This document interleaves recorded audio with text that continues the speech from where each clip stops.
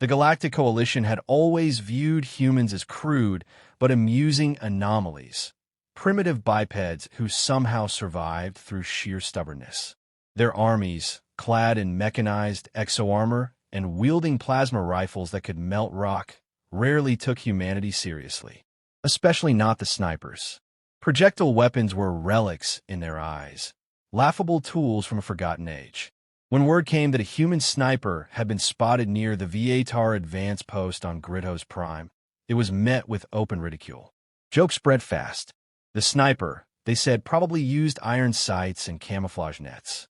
They laughed in their native clicks and growls, lounging in the high valley pass that they were ordered to secure. The Viatar were elite ground soldiers of the Galactic Coalition, engineered for war, augmented for speed and precision. They considered themselves untouchable. That afternoon, their officers reviewed thermal scans of the surrounding cliffs and forests. Nothing. A few odd heat blooms, quickly dismissed as wildlife. The consensus was that the reports of a human sniper were misinformation, a psychological ploy. Still, they humored protocol and sent a patrol to scout the ridgeline. The scouts returned empty-handed, save for one who held up a small brass cylinder between clawed fingers. A shell casing, he announced. Laughter erupted again. They passed it around like a toy, mocking the simplicity of it. One veteran Viatar, scarred and cybernetically enhanced, tapped the casing against his armor and grinned. "Let the human come," he said. "I need target practice." He rose from the group and started back toward the forward tent, then collapsed mid-stride, his head ruptured open by an invisible force. Silence fell. The laughter died instantly. His body hit the ground with mechanical clunks, blood, and circuitry mixing on the dusty floor. No one moved. A medic dashed forward instinctively, crouched to assess the wound. Before he touched the body, his own chest caved inward, pierced cleanly through by another shot. Screams followed. The Viatar scattered for cover. Alarms blared. The commanding officer ordered immediate aerial recon. Drones launched. The first made it 5 seconds into the air before it exploded mid-flight, struck before it could gain altitude. The sniper anticipated the launch trajectory, someone whispered. The officers barked commands, switching to encrypted comms. Orders flew, thermal sweeps, triangulation, predictive scans. All returned negative. It was as if the shots came from thin air. The cliffs were barren, the foliage undisturbed. But the kills were real, and every soldier knew it. The sniper wasn't just killing. He was controlling the tempo, making them feel the gaps between shots, the space where fear grows. 70 seconds after the second kill, another shot rang out, this time from the opposite direction. A sniper moving locations during engagement? Impossible, they thought. But the human had. The Viatar formed tight clusters, backs to rock, scanning wildly. No movement. They had trained for orbital strikes, close-quarters skirmishes, shipboarding actions. This was different. They were being hunted. One soldier, young by Viatar standards, panicked and broke formation, sprinting toward the base camp. His comrades called after him, but it was useless. He barely crossed 20 meters before dropping dead. A hole in his spine, no larger than a coin. Each shot came with surgical precision. No wasted rounds, no collateral. As the body count grew, the coalition officer tried to regroup his men, yelling across the comms. It's one man, one human. But he was ignored. Fear had cracked their unity. Eyes darted. Hands trembled. The sniper had done in minutes what full battalions could not, shatter the morale of a Viatar squad. Then came a lull. 5 full minutes without a shot. Some began to hope the sniper had moved on. A few dared to speak. One muttered, maybe the wind shifted. Maybe he lost visual. Another said, he could be out of ammo. Their nervous optimism was fragile, desperate. That hope ended when a soldier who had just peeked above a ridge lost the top half of his head. He hadn't even stood fully, just lifted his eyes above the rock. Now no one moved. They sat frozen, pinned by an enemy they could not see, could not hear, could not predict. Every second stretched. They had faced death before, but not like this. This wasn't war. This was something colder, smarter, a silent reckoning. One soldier, trembling, asked, "What is he?" No one answered. Deep down, they all knew the truth. He was human, just one of them. But that no longer comforted anyone. The sniper hadn't shouted. He hadn't taunted. He didn't demand surrender or make a statement. There were no theatrics. Only precise, disciplined silence, and the certainty of death when you thought you were safe. The Viatar had come laughing. But now, they whispered to each other like prey in the dark, praying that silence would mean survival. The air was no longer filled with laughter or arrogance. It was thick with tension, broken only by the sudden, sharp crack of another shot. Each one was a clean, terminal punctuation mark on a soldier's life. 70 seconds. That was the average time between kills. The VA-TAR started counting. Each tick of time was a countdown to another death. They rotated watch positions, recalibrated scanners, and deployed counter-sniper bots, but nothing helped. The sniper wasn't reacting to them. He was ahead of them, always 2 steps removed from where they expected. His position kept shifting. He used no tech they could trace, only the natural environment and perfect timing. A senior tactician proposed triangulation through sound echo analysis. They initiated the process, but 3 seconds before the system completed, a bullet shredded the core component. Another one fell, just as he leaned forward to shield it. That wasn't luck. That was anticipation. The sniper knew what they'd do and when.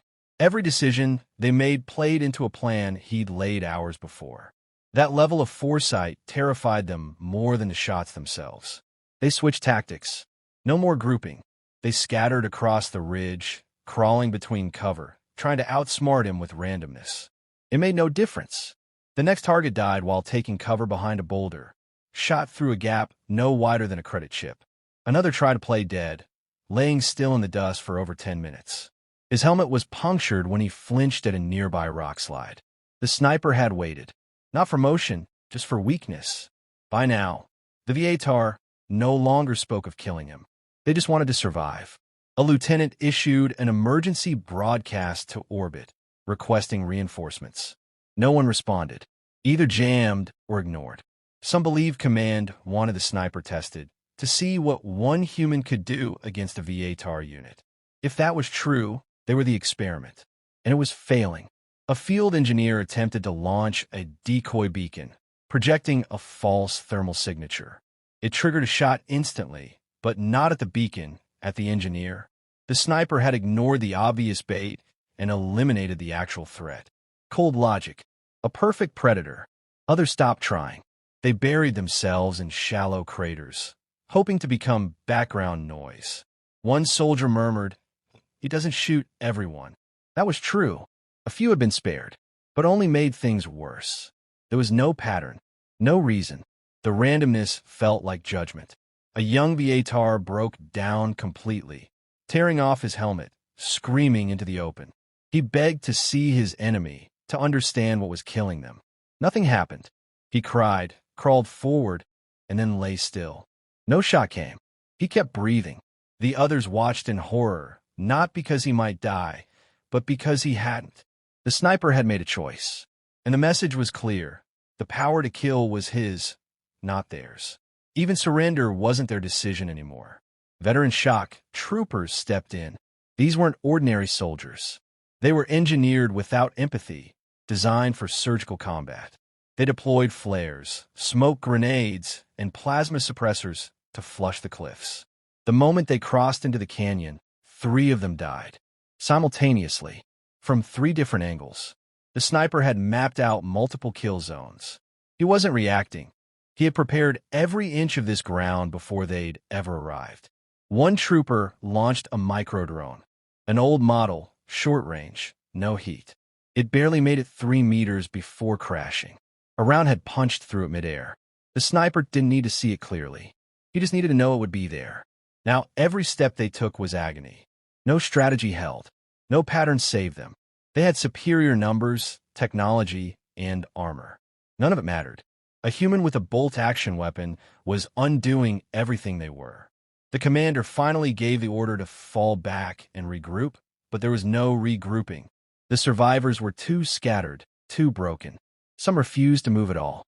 They were safer behind stone, silent, invisible, praying they weren't next. Then, something even worse happened. Nothing. No shot. Not for 10 full minutes. That silence was heavier than gunfire. It made their nerves burn. Was he gone? Was he repositioning? No one knew, and that unknowing was lethal. One squad leader lifted his head cautiously, eyes scanning the cliffs. A fraction of a second later, his body crumbled. The silence had been baked. They were now reacting to a rhythm they didn't understand. One survivor turned on a personal log recorder and began to speak. "We mocked him," he said. "We mocked humanity. We laughed at their weapons, their tactics. But this isn't tactics. This is domination. He doesn't just shoot. He shapes fear." No one tried to stop the recording. It was all they had left. Proof. A legacy. A warning. By now, the name had spread among the survivors. Not from humans, but from their own whispers, phantom line. No origin. No face. Just an idea wrapped in precision and silence. The sniper hadn't just killed them. He had taken their confidence, rewritten their training, and turned their superiority into ashes. And he still wasn't done. Command finally realized something was wrong when satellite feeds showed a full VATAR platoon pinned in a grid they'd secured hours earlier. Their leader had stopped transmitting. Biosignals blinked out at irregular intervals. Orbiting ships dispatched 2 specialists to assess from above. The readings showed no enemy units, no movement, just dead soldiers in spread patterns, none huddled, all taken cleanly. 1 shot each.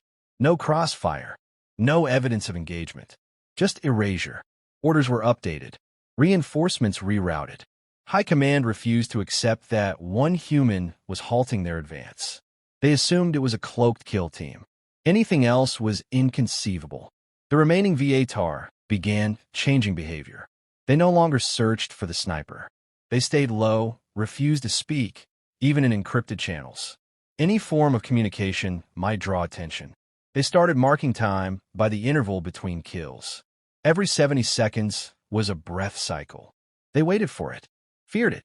When it didn't come, they were more terrified. The sniper was no longer just a threat. He was a presence, a silent executioner judging their every move. One of the soldiers, a veteran of 12 planetary campaigns, attempted to make contact, not to surrender, not to fight, but to speak.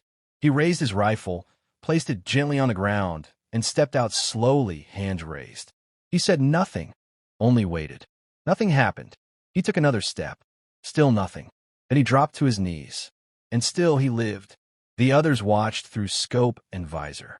The human had seen him and chosen not to shoot. That act of mercy broke something deep inside them. They began whispering the stories. A name passed among the squads, an old mercenary myth from the fringe worlds. A single human that never spoke, never missed, and never left survivors.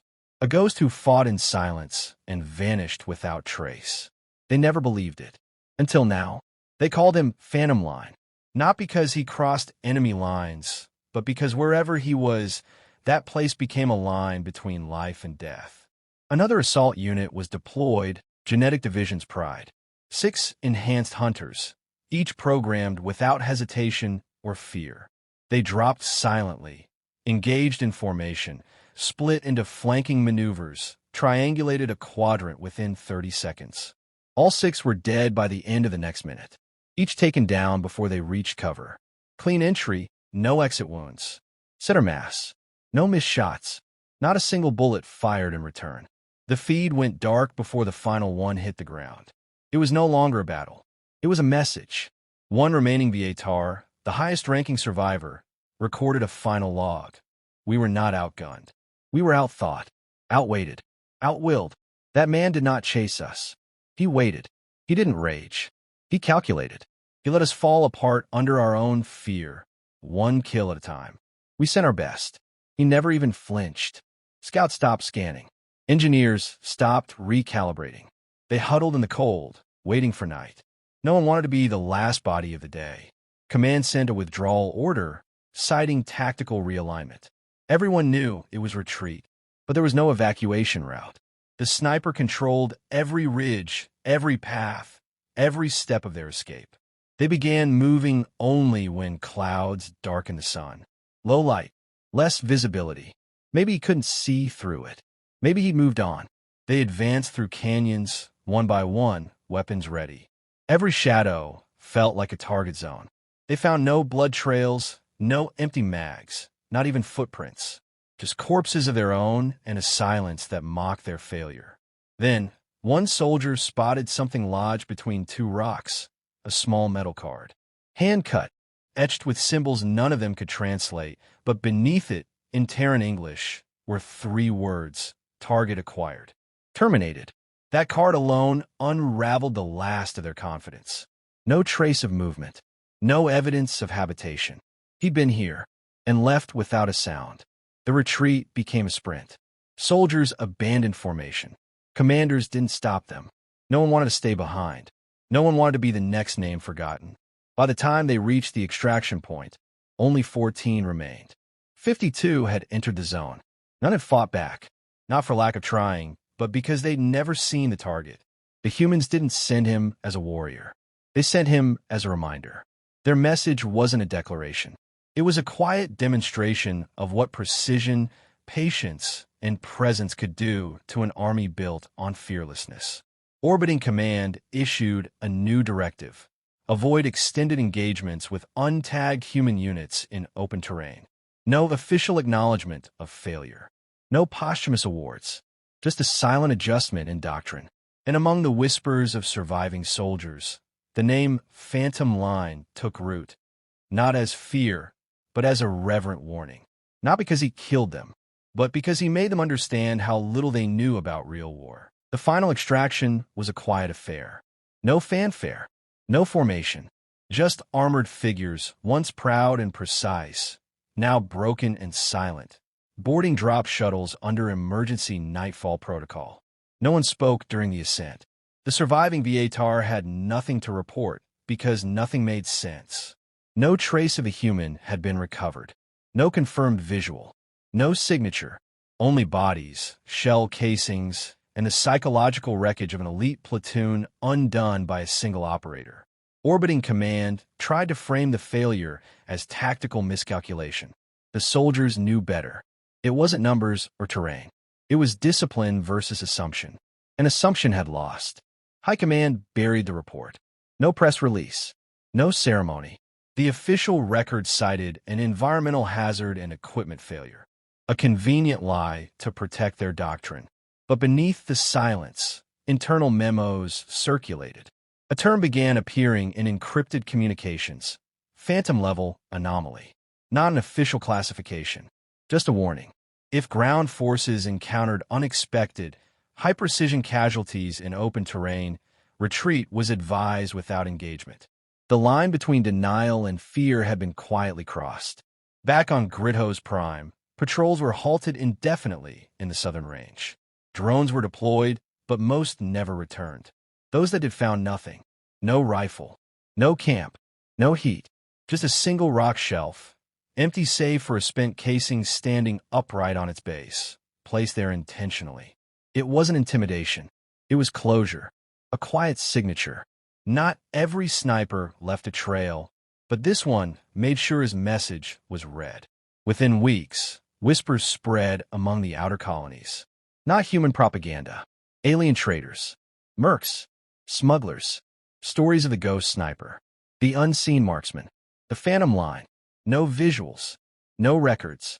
Only secondhand reports and fear shared over drinks and encrypted channels. They said he didn't hunt for orders. He hunted for mistakes. Laughter. Arrogance. That's what triggered him. It wasn't war that brought him, just disrespect. The Viatar, once symbols of dominance, had lost a planet without even facing a full-scale resistance. One man turned their doctrine into dust. It wasn't just the kills. It was how he chose them. Officers first. Medics second. Comms third. Every shot had a purpose. Every corpse shifted the battlefield. He didn't break their lines. He broke their rhythm. That was more terrifying than brute force. A Viatar engineer resigned his commission, stating in private logs, "I saw the edge of our arrogance," and it was a rifle scope. Another soldier went further, requesting reassignment off frontline duty. citing recurring dreams of empty landscapes filled with nothing but waiting. These weren't physical wounds. These were fractures in faith, not in their tech, but in their invincibility. Human command never confirmed the operation. There were no medals, no broadcasts, no name attached, just one more quiet mission buried under layers of denial. But someone knew. Someone in the Terran Special Forces watched the satellite feed of Gridhose and smiled. Not because of the bodies, but because of the silence that followed. That's when you know it worked. In the months after, the term Phantom Doctrine began appearing in human training manuals. Unofficial, of course. It focused on three elements: stillness, timing, and restraint. It was said that the operator had waited over 27 hours without movement before his first shot, that he mapped the terrain by hand, that he observed Viatar patrol patterns for 4 days without food or water. Whether it was all true didn't matter. The results were real. Doctrine changed because myth became metric. Even the coalition shifted. New training modules included a rare phrase: human unconventional warfare variables. A concession they didn't publicly admit. But it was enough. A recognition, quiet and buried, that humans weren't wild animals surviving by luck. They were deliberate, patient, devastating, especially alone. The sniper was never seen again.